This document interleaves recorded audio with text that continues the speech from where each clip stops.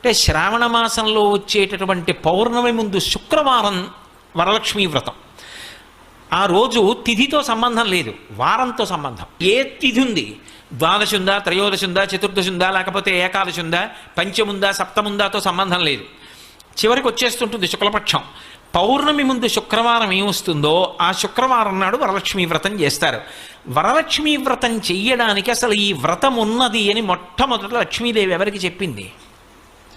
చారుమతికి చెప్పింది. తెల్లవారు లేస్తే మనం కథ చదువుతాం. చారుమతి ఆ మాటకు అర్థం ఏమిటి? నిజానికి అద్భుతమైనటువంటి పేరు, ఆడపిల్లలకి పెట్టడానికి పరమయోగ్యమైనటువంటి పేరు చారుమతి. ఎంత చక్కటి పేరు!